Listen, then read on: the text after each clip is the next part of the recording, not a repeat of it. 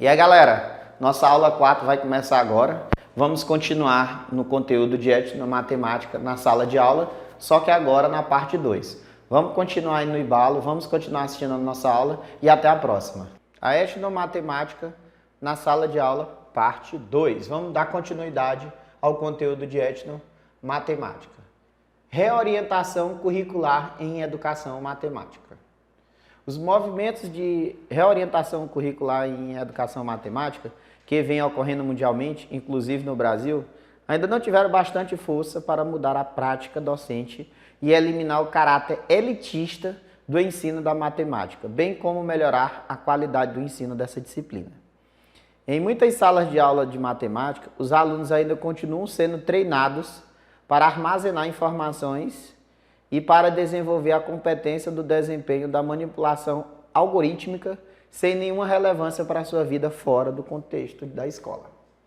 Esse ensino continua sendo marcado pelos altos índices de retenção, pela formalização precoce de conceitos, pela excessividade e preocupação com treino de habilidades e mecanização do processo sem compreensão. Brasil, 1998, página 19. Essa prática educacional leva os alunos a acreditar que a aprendizagem de matemática se dá através de um acúmulo de fórmulas e algoritmos, que não é uma construção realizada pela humanidade, que não tem nada a ver com suas vidas, que é um corpo de conceito verdadeiro, estático e neutro, sobre o qual não se duvida ou questiona.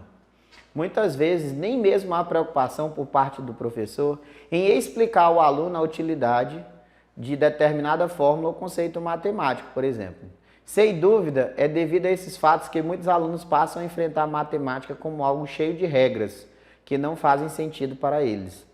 Na realidade, pensam que a matemática é um conjunto de regras para fazer coisas com símbolos. Esses fatos nos fazem refletir sobre uma realidade que se repete há décadas, pois, como recordam Cami e De Clercq, 91, página 77, aqueles de nós que nos passaram pela escola com êxito tiveram que memorizar um enorme número de respostas certas em matemática, sem jamais entendê-las ou preocupar-se com elas. Wilder, 1998, página 13. Denomina tais comportamentos de reflexos simbólicos e exemplifica da seguinte maneira. Um cão pode ser ensinado a deitar-se ao comando deitar. E certamente para os cães de Pavlov, as campainhas significam comida.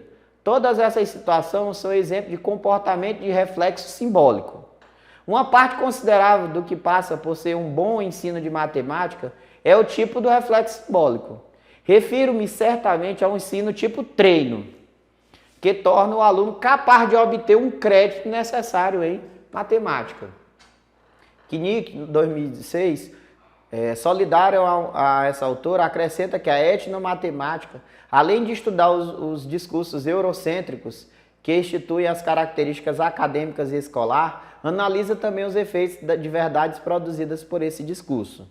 Além disso, discute questões da diferença na educação matemática, considerando a centralidade da cultura e das relações de poder que a instituem, problematizando a dicotomia entre cultura erudita e cultura popular da educação matemática. Biden, página 120. Agora podemos refletir o surgimento de algumas questões que servem como norteador. O ensino, numa perspectiva etnomatemática, tem como preocupação apenas a motivação para a aprendizagem da matemática tradicional, utilizando matemática etnomatemática de algumas outras culturas. Ou ainda a etnomatemática como uma preocupação à substituição de conteúdos da matemática formal pelo da matemática de grupo social. Partiremos, assim, para uma discussão que tentará, se não responder, pelo menos esclarecer um pouco sobre as questões acima. É o objetivo da etnomatemática substituir a matemática acadêmica? Naturalmente, é de grande valia para a pedagogia etnomatemática procurar saber qual é o conhecimento etnomatemático do grupo, pois esse conhecimento tem valor cultural e afetivo. Entretanto, por um lado, consideramos que a disciplina denominada matemática é uma etnomatemática que se originou e se desenvolveu na Europa, tendo recebido algumas contribuições das civilizações indianas e islâmicas. E Biden, página 73. Logo, não poderíamos ter maior valor em relação aos conhecimentos etnomatemáticos de certos grupos no seio da sociedade. Por outro lado, quando afirmamos que os processos pedagógicos da matemática não cabe substituir os conteúdos de matemática acadêmica, da mesma forma defendendo que é sua tarefa revelar a etnomatemática da comunidade. Está aqui, portanto, estabelecido o conflito, o convívio com a dúvida. De todo modo, o que a princípio parece ser contraditório pode ser resolvido frente à contextualização. E Biden, páginas 76 a 77. Entretanto, Stephen Smalley nos lembra que há termos da matemática que, embora corretos e interessantes, não são importantes. Igualmente, o ensino da matemática corre o risco de se ater a conteúdos sem importância, isto é, inúteis. E Biden, página 14. Dessa forma, mesmo reconhecendo que muitos conteúdos hoje são obsoletos, colocamos como questão o envolvimento efetivo, reflexivo dos educadores sobre o processo de ensino-aprendizagem. Ou seja, como mencionamos, não vemos a substituição pura e simples de conteúdo como algo que resolveria o problema do ensino-aprendizagem de matemática. Ainda, a sua eliminação dos programas poderia representar nenhum avanço no ensino tradicional de matemática. Dessa forma, podemos reconhecer, vai na mesma direção a inclusão de novos conteúdos. Isso porque a fraqueza do ensino não está no conteúdo, mas na forma como ensinado. Iturra, 1994, página 46. Não se trata, portanto, de glorificar a matemática popular, celebrando-a em conferências internacionais como uma preciosidade a ser preservada a qualquer custo. Esse tipo de operação não empresta nenhuma ajuda aos grupos subordinados.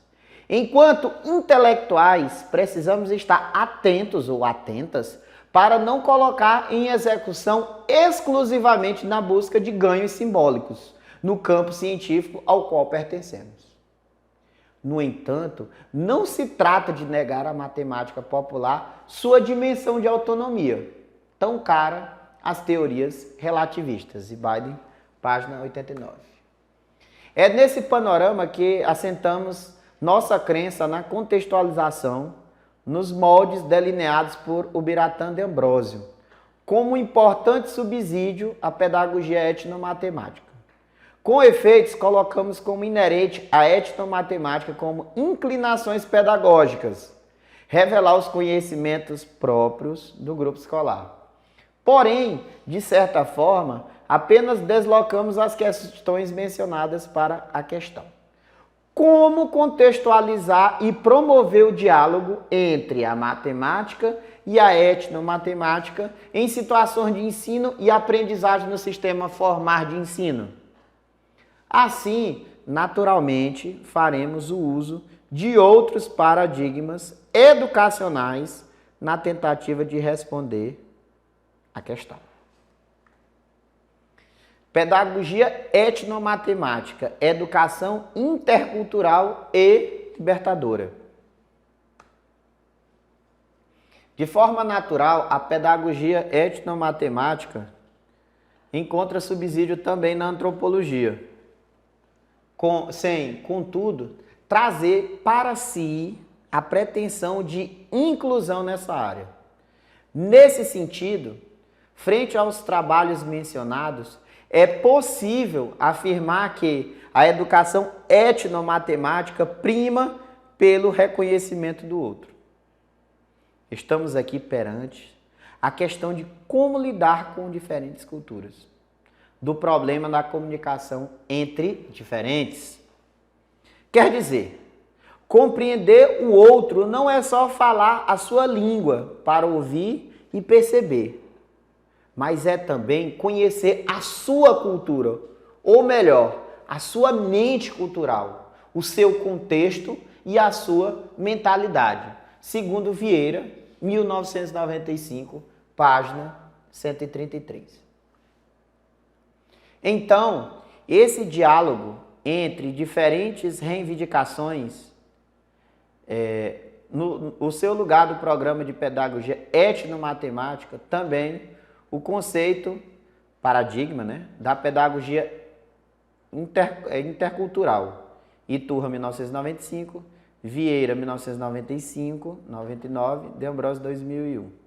Pedagogia essa que tem por lugar comum a realidade multicultural das sociedades, pleiteando um processo pedagógico centrado não só no ensino, mas também na aprendizagem, buscando a comunicação e a troca entre os diferentes, pondo em pé de igualdade as vias de acesso sociais, mas sem perder a identidade local. Segundo Vieira, 1995, página 134.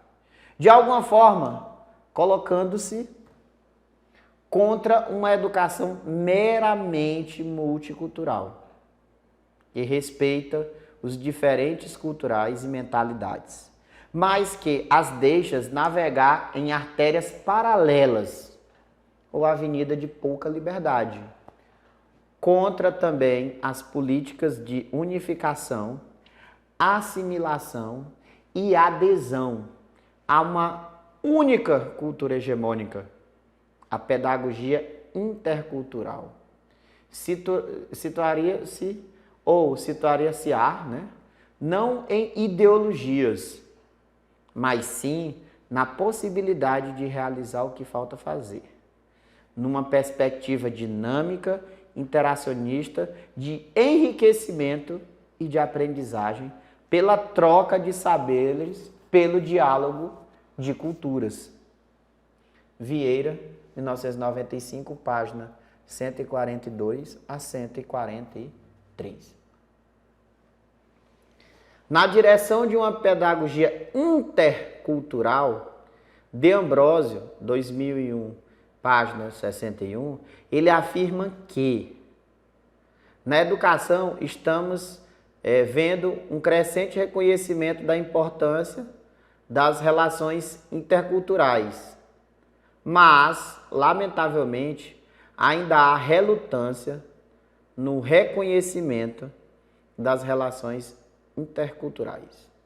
A relutância mencionada pelo autor, de alguma maneira, encontra reforço nas atuais formas de organizações curriculares, impondo um currículo único, por exemplo, as mesmas séries, sem relevar as características próprias do público educando.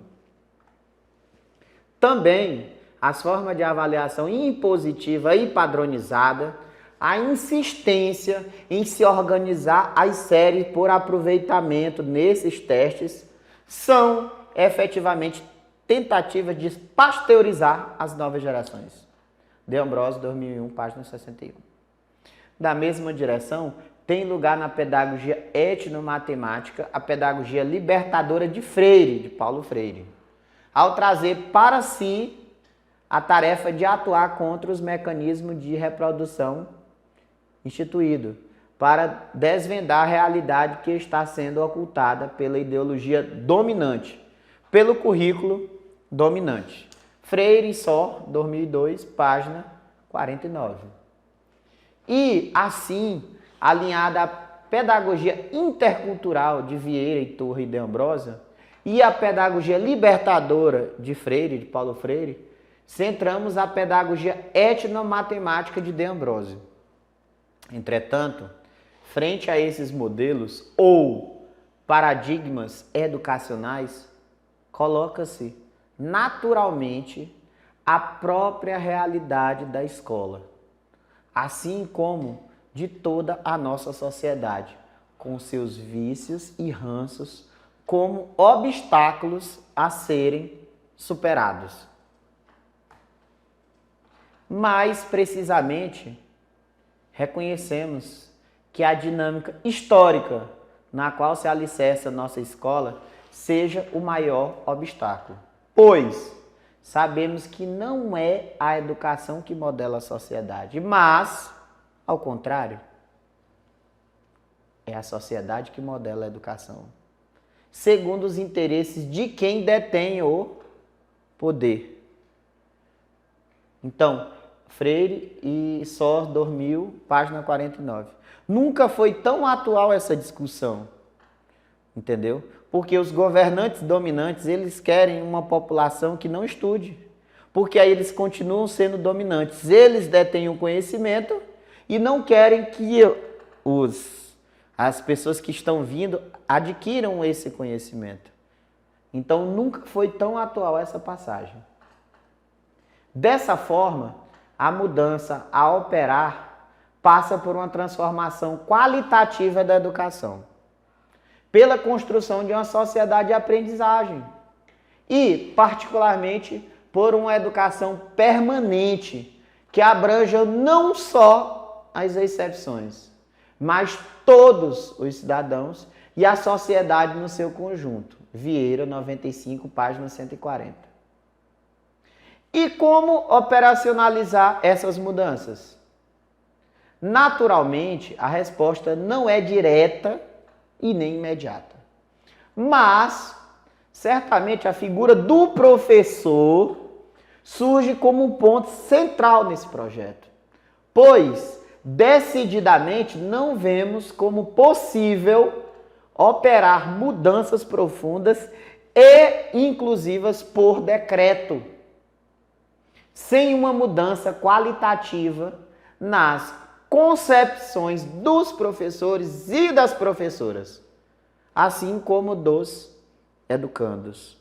Então, todas essas formas de aprendizagem, todo esse debate que está sendo feito aqui, é pura e simplesmente o professor que vai inserir dentro da sua sala de aula.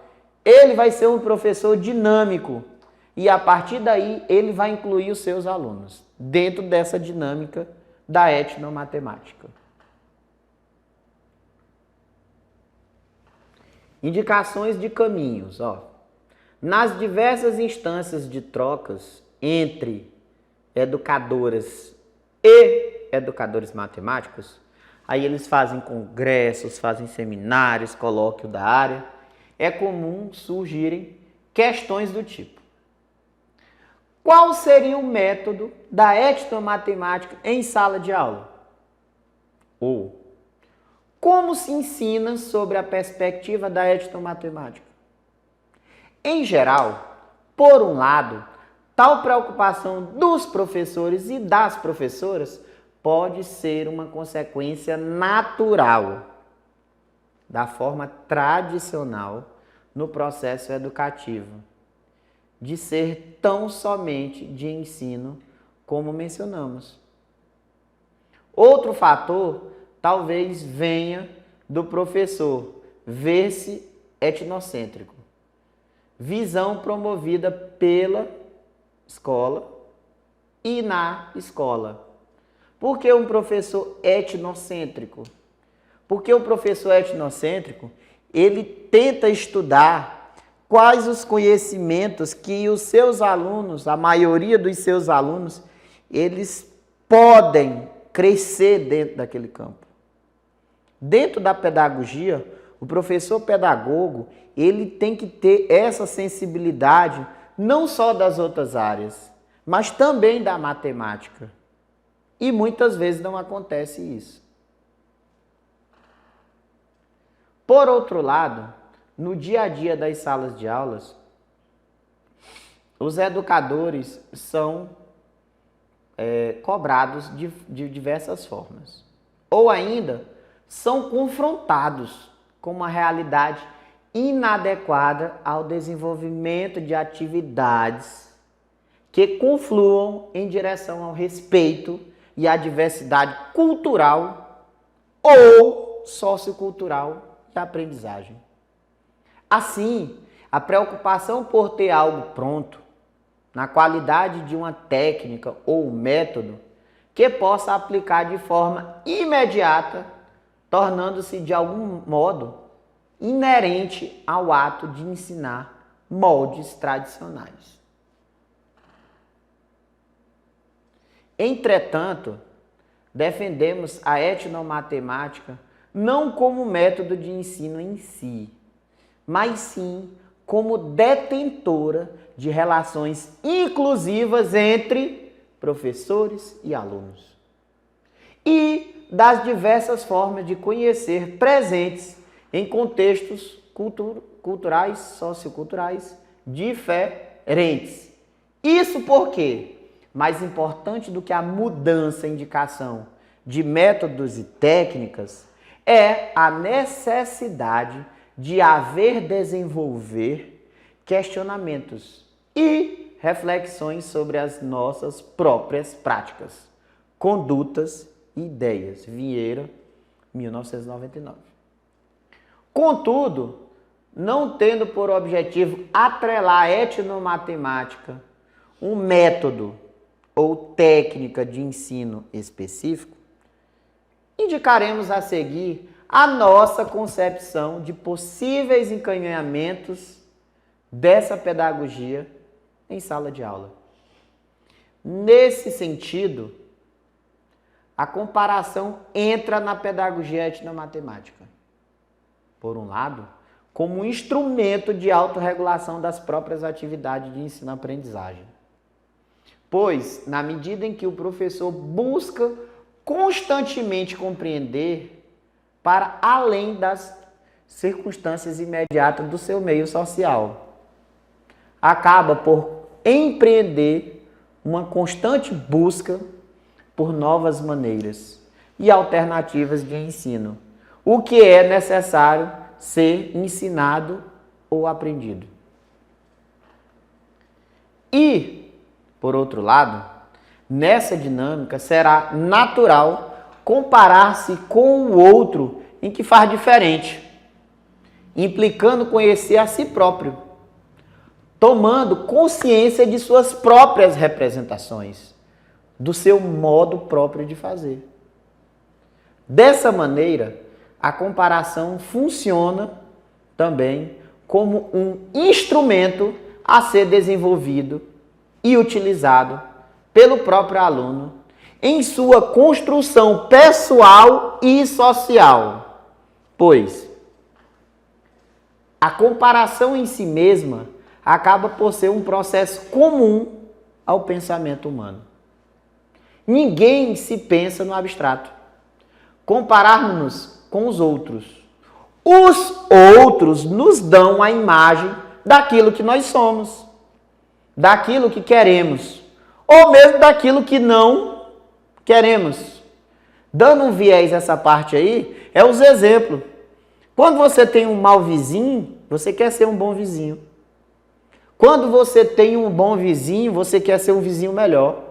Então é esse parâmetro que essa parte diz, que dentro da gente é involuntário. Mas a gente sempre busca ter um parâmetro por bom ou por ruim. Então, voltando aqui. Tudo isso implica em um método comparativo na construção identitária do self. O próprio eu constrói-se comparando o seu ontem com o seu hoje. Você sempre compara o que você tinha há 20 anos atrás do que você tem hoje, há 10 anos atrás e do que você tem hoje. E se há 10 anos atrás tu tinha mais coisa do que tu tinha hoje, tu tem que repensar no que tu vive. Né? Porque o contrário, não, tô bem, há 10 anos atrás não tinha nada, hoje eu tenho uma casa, eu tenho um carro, então a ideia é essa. O próprio eu constrói-se comparando o ontem e o hoje, por forma a posicionar-se no futuro, a construção do seu projeto pessoal. Vieira, 99, página 137. Nessa direção, tomando consciência de si e dos outros à sua volta, tanto os professores quanto os alunos, através da comparação, terão à frente a questão do seu contexto a ser enfrentada e superada. E nesse processo, a questão relacionada à matemática e ensinar fica razoavelmente relativizada. Ou seja, Pretender que uma matemática acadêmica seja mais eficiente, mais rigorosa, enfim, melhor do que a outra, a etnomatemática do grupo, comunidade, é uma questão que, se removida do contexto, é falsa, é falsificadora.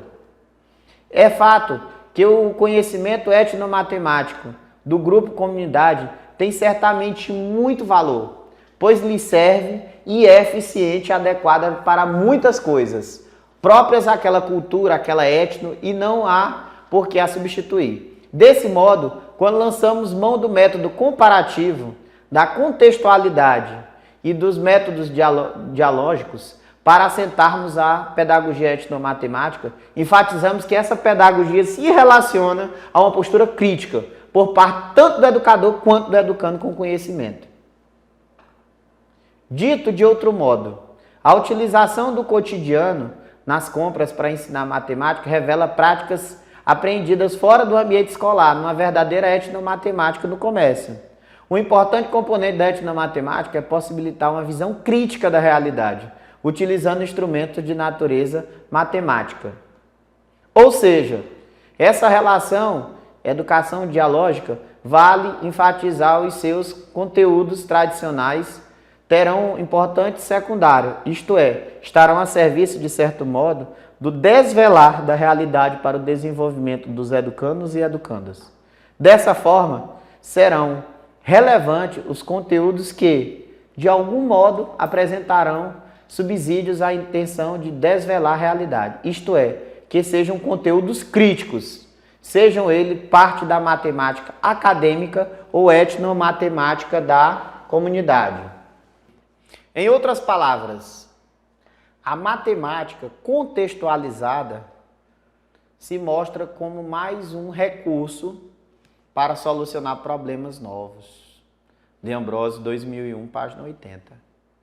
Problemas estes que, de certo modo, estão relacionados, por vezes, a princípios básicos da matemática, normalmente aceitos sem contestação, devido à ideia muito difundida de sua suposta neutralidade e universalidade. Assim, entre esses processos dinâmicos de comparar e contextualizar, tem lugar o método dialógico de Freire.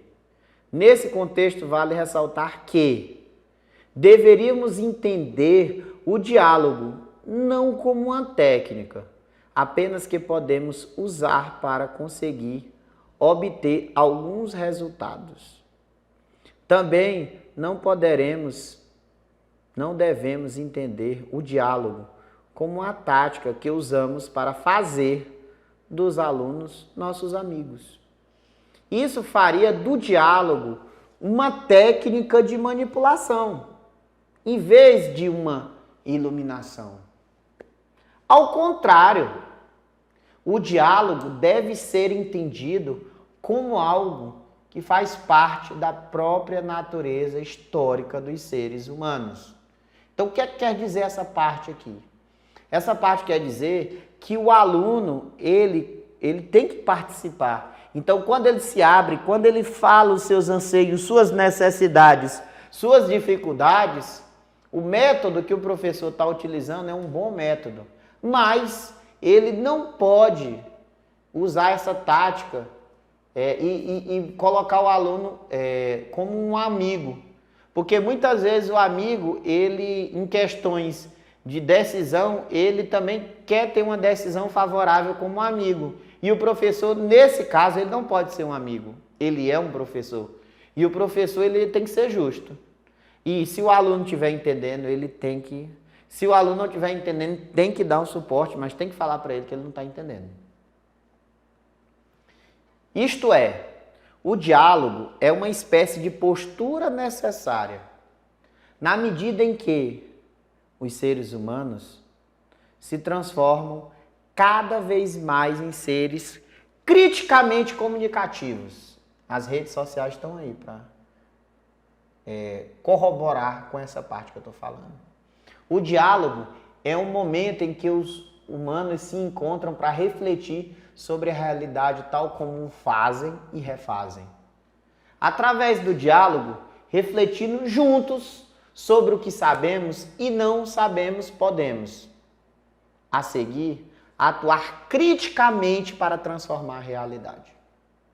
O diálogo sela o relacionamento entre os sujeitos cognitivos. Podemos, a seguir, atuar como transformar a realidade. Freire e Sor, 2000, página 22 a 23. Paulo Freire e a pedagogia etnomatemática. Ainda vemos de forma natural a pedagogia etnomatemática sedimentar-se enquanto prática e buscando um forte subsídio no denominado método Paulo Freire. Ela empresta desse método as suas premissas básicas, sendo a principal dela a busca pelo entendimento da realidade do sujeito, no sentido de buscar subsídio para emprestar aos sujeitos educandos e educandas ferramentas para que possam compreender a realidade que os envolve e para modificá-las dentro dos seus anseios políticos e socioculturais. Desse modo, o casamento entre a pedagogia etnomatemática e o método Paulo Freire é, em essência, natural, quando olhamos mais de perto os seus encaminhamentos. O segundo não se limita a alfabetizar os educandos, como mencionamos, mas também desenvolver neles e com eles a consciência crítica. Da mesma forma, a primeira não se limita a ensinar matemática aos educandos ou educandas, mas sim, de alguma forma, tendo como norte as diversas etnomatemáticas, almeja alfabetizá-los matematicamente, revelando sua proposta matemática própria e sua realidade e anseio, seus meios e socioculturais e culturais. Contudo, nessa dinâmica, como defendido até agora, não pode ser feita de forma alienígena ao sujeito educando, mas com ele participando do processo. Pois a superação de ideias não se faz no ato de consumi-las, mas de produzi-las e de transformá-las em uma ação e comunicação. E, nesse processo, se o pensar do educando é ingênuo, será pensado o seu pensar, na ação, que ele mesmo se superará. Freire, 2000, página 101. Dessa forma, a pedagogia etnomatemática, que também tem como um de seus objetivos a busca no pensar do povo, não pode ser feita de forma aliada de uma prática problematizadora. Ou seja, a pedagogia etnomatemática alinha-se à pedagogia de Paulo Freire, também na medida em que carrega atrelada a si uma prática problematizadora, sobre a qual vão os educandos desenvolver o seu poder de captação e de compreensão do mundo que lhes aparece em sua relação com eles. Não mais como uma realidade estática. E Biden, página 71. Nesse sentido, reconhecemos na pedagogia etnomatemática as mesmas etapas do método de Paulo Freire, sendo essas etapas esquematizadas em 3 momentos. Os momentos são investigação, tematização e problematização. Isso tudo foi versado por Gatod, 1991, página 39 e 40, e pelo próprio Freire, no ano 2000. Dentro do ambiente formal de ensino e aprendizagem da matemática, a primeira etapa, que é da investigação, pode ser encaminhada na forma de uma mesa redonda com os educandos. Reúne os alunos e propõe a ideia e deixam que eles próprios entendam a dinâmica do trabalho e eles próprios desenvolvam suas técnicas, com o objetivo de deixar mais ou menos claro as concepções do processo educativo da matemática, do professor e dos educandos. Consideramos importante essa etapa, pois, de certo modo, e com poucas variações, os alunos vêm de um ensino tradicional, com forte influência tecnicista, assim como um confronto, primeiramente no nível das concepções, que é necessário. Porém, esse confronto, naturalmente, deverá ser feito de forma inclusiva, convidando os alunos, né, que na verdade é o nosso público-alvo, são os alunos, a terem voz em um espaço normalmente que nunca tiveram. Na aula de matemática, é chamar o aluno para o debate, é pedir a opinião dele, é ver como ele vai se comportar na frente de todo aquele conhecimento matemático que é gerado, que é propiciado naquele momento que o aluno é chamado a participar. E esse fato causa, é possível supor, um certo choque nos alunos. Ainda nessa primeira etapa, o educador deverá estar atento para o universo do aluno, para as falas que, de alguma forma, denunciam a realidade do que envolve.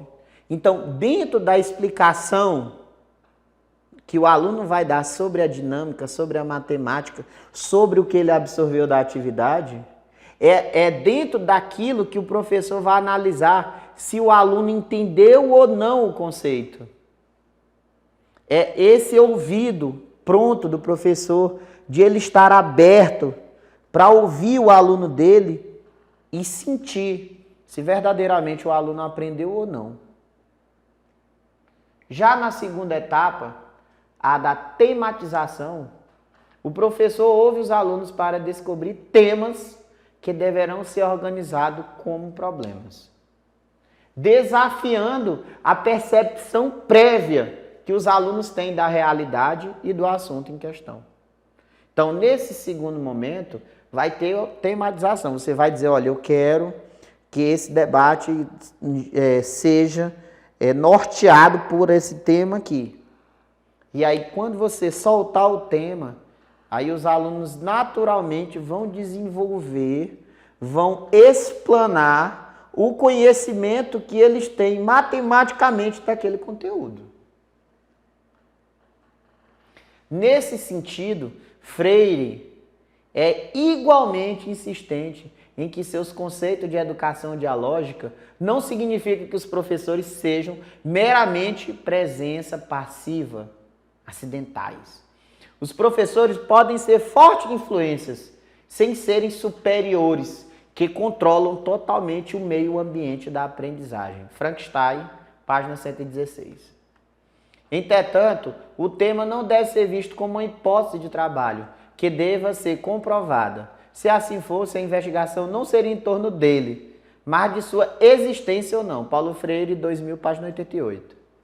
Na terceira etapa, a da problematização, as situações de aprendizagem e do ensino passarão a centrar-se também nas atividades, mas devem ser considerados tantos conteúdos quanto métodos, pois um conteúdo emancipador, se apresentado de uma forma não libertadora, reduzirá insights críticos e não desafiará a realidade tomada por certa pelos educadores. Frankenstein, páginas 111 e 112. Vale ressaltar que nessa direção de encaminhamentos que, de algum modo, poderão emergir dos alunos suas maneiras próprias de quantificar, de inferir, de resolver problemas, de entender a sua realidade e a sua matemática, isto é, a etnomatemática. Entretanto, esse fato, ou seja, o reconhecimento na fala dos alunos de uma certa etnomatemática, deve sim ser comemorada, mas não como o educador ouve atingindo um fim ou objetivo da pedagogia etnomatemática, porque o emergir na fala do aluno de conhecimentos próprios apresenta um indício, ou ainda, um dos objetivos da rotina da aula dialógica, da pedagogia etnomatemática, não um fim. De algum modo, a pedagogia etnomatemática, como mencionamos, não pode ter como objetivo simplesmente o reconhecimento da etnomatemática do grupo. Por isso, mediante o que já expusemos, não representaria ganho algum, se isento de um contexto, de uma causa maior, isto é, do que consideramos como apreensão da realidade e de uma aprendizagem por parte do sujeito educando. Chegamos ao final dessa segunda parte do conteúdo A Etnomatemática na sala de aula. E gostaria de agradecer a todos que estão prestigiando e aprendendo um pouco mais sobre a disciplina de Metodologia de Ensino de Matemática 1. Fiquem com Deus e até a próxima aula.